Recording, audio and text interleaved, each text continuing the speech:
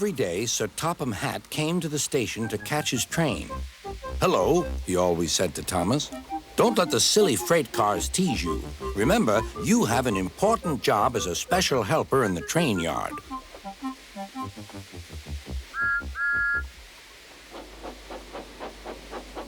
There were lots of freight cars, and Thomas worked very hard pushing and pulling them into place. There was also a small coach and two strange things his driver called cranes. "That's the breakdown train," he told Thomas.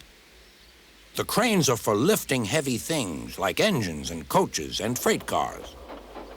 One day, Thomas was in the yard. Suddenly, he heard an engine whistling. "Help! Help!" A freight train came rushing through much too fast. The engine was James, and he was frightened. His brake blocks were on fire. "They're pushing me! They're pushing me!" he panted. On, laughed the freight cars, still whistling, "Help! Help!" Poor James disappeared. "I'd like to teach those freight cars a lesson," said Thomas the tank engine. Soon came the alarm. "James is off the line! The breakdown train! Quickly!" Thomas was coupled on, and off they went.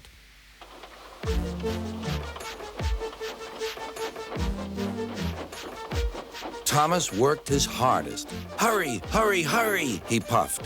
He wasn't pretending to be like Gordon. He really meant it. "Bother those freight cars and their tricks. I hope poor James isn't hurt."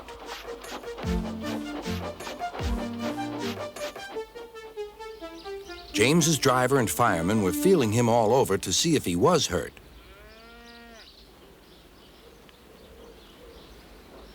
"Never mind, James," they said. "It was those silly freight cars and your old wooden brakes that caused the accident." Thomas pushed the breakdown train alongside. Then he pulled away the unhurt freight cars. "Oh dear, they groaned. "Serves you right, puffed Thomas. He was hard at work, puffing backwards and forwards all afternoon. "This'll teach you a lesson, he told the freight cars. And they answered, "Yes, it will, yes, it will." They left the broken cars. Then, with two cranes, they put James back on the rails.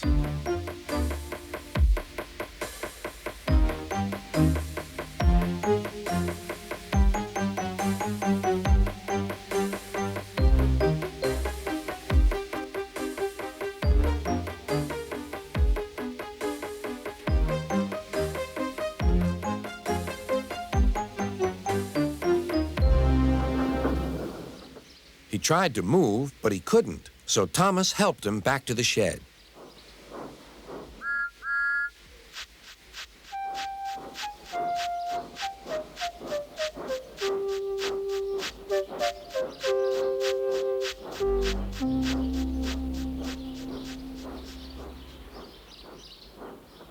Sir Topham Hatt was waiting anxiously for them.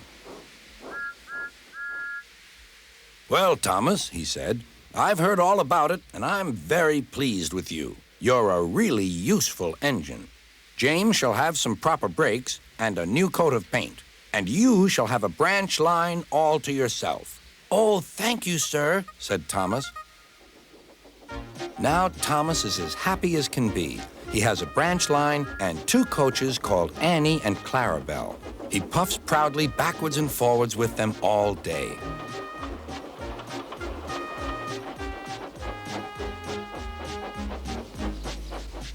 He is never lonely. Edward and Henry stop quite often and tell him the news.